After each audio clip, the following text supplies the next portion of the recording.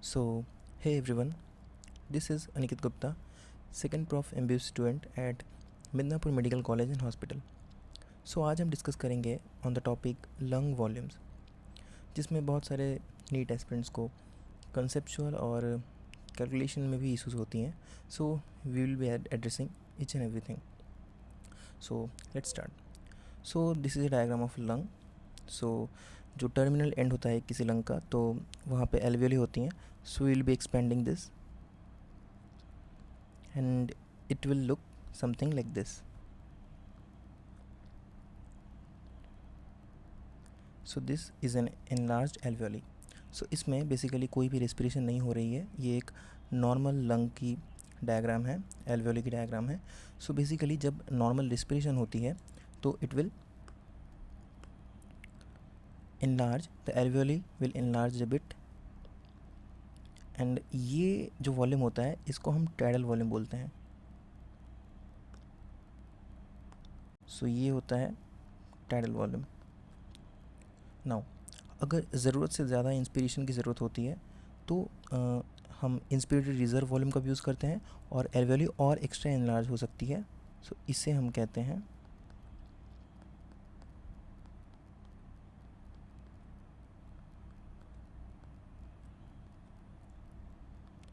ये है हमारा इंस्पिरेटरी रिजर्व वॉल्यूम।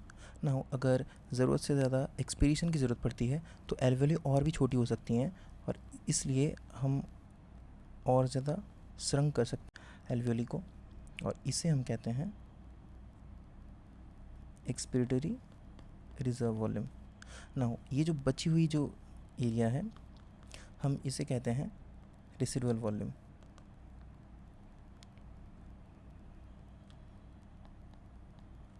एंड ये जो एरिया है, आई एम सॉरी, ये जो वॉल्यूम है, ये जो किसी भी रेस्पिरेशन में पार्ट नहीं लेती है, इसे हम कहते हैं dead space.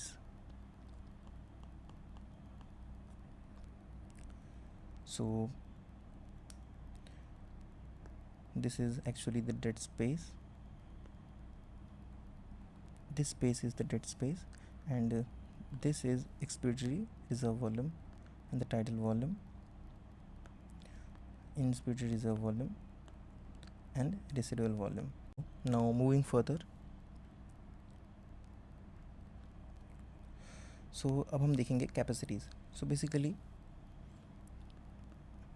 IRV, tidal volume, expiratory reserve volume and residual volume, ये दोनों मिलाकर होती हैं हमारी inspiratory capacity IRV and TV, and TV and ERV मिलाकर होती हैं हमारी expiratory capacity, and ERV and RV मिलाकर होती हैं हमारी फंक्शनल रेसिडुअल कैपेसिटी, एंड ये पूरा मिलाकर होता है हमारा वाइटल कैपेसिटी। नाउ एनसीईआरटी में लिखा हुआ है इंस्पिरेटरी कैपेसिटी वो होता है जो एक नॉर्मल एक्सपीरेशन के बाद हम जितना इंस्पायर कर सकते हैं। सो हमारा नॉर्मल एक्सपीरेशन कहाँ पे हुआ है, ये है हमारा नॉर्मल एक्सपीरेशन, ये है हमारा इंस्पिरेशन टाइडल वॉल्यूम, एंड ये है हमारा नॉर्मल एक्सपीरेशन। सो यहाँ से हम जितना मैक्सिमली इंस्पायर कर सकते हैं एक नॉर्मल एक्सपीरेशन के बाद, वो होता है हमारा इंस्पिरेटरी कैपेसिटी। सो ये है बेसिकली हमारा इंस्पिरेटरी कैपेसिटी, एंड एक नॉर्मल इंस्पिरेशन के बाद हम जितना एक्सपायर कर सकते हैं और एक्स्ट्रा, वो होता है हमारा एक्सपिरेटरी कैपेसिटी। सो ये हो गया हमारा expiratory capacity. So now moving further to the graphs. अगर ये ग्राफ सबसे इम्पोर्टेंट पार्ट है इस वीडियो का, अगर ये ग्राफ अगर आप समझ जाते हो तो आप बहुत ईजिली इन क्वेश्चंस को कर सकते हो, any questions related to the capacities and volumes. So हम सबसे पहले 0 एंड जो अपर लिमिट होता है टोटल लंग वॉल्यूम वो होता है 6।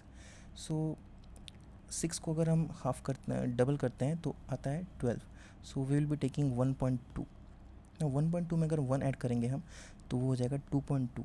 नाउ एक नॉर्मल टाइडल वॉल्यूम जो होता है वो हम जानते हैं कि 500 ml का होता है। So we will be adding 0.5 in 2.2, so ये हो जाएगा 2.7। नाउ बस इनिशियली थोड़ा टाइम लग सकता है, बट बस 1 या 2 बार इसे प्रैक्टिस करने से आप कभी नहीं भूलोगे lung volumes. Now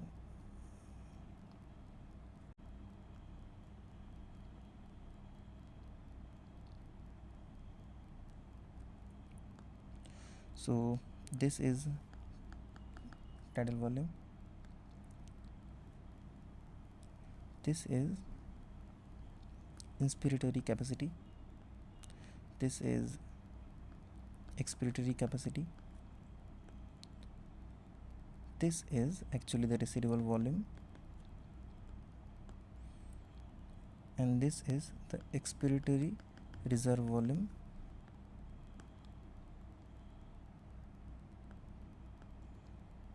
and this is inspiratory reserve volume. So basically now the main thing is the trick. Now this is 0, the lower limit, and the upper limit of the lung is 6. now अगर 6 को double करते हैं तो हमारा आ जाता है 1.212. So we can write it as 1.2. अब 1.2 में 1 ऐड करेंगे तो हमें मिल जाएगा 2.2. अब 2.2 में अगर हम 0.5 ऐड करते हैं तो we get 2.7. Just subtraction and addition से हम किसी भी लंग वॉल्यूम को निकाल सकते हैं. फॉर एग्जांपल अगर हमें इंस्पिरेटरी कैपेसिटी निकालनी है तो हम इंस्पिरेटरी ऐसे निकाल सकते हैं, 6 जो अपर लिमिट है माइनस 2.7. सो हम बहुत इजीली निकाल सकते हैं किसी भी कैपेसिटीज़ को. You can try it and I wish कि you will easily able to remember everything. Thank you so much. All the very best.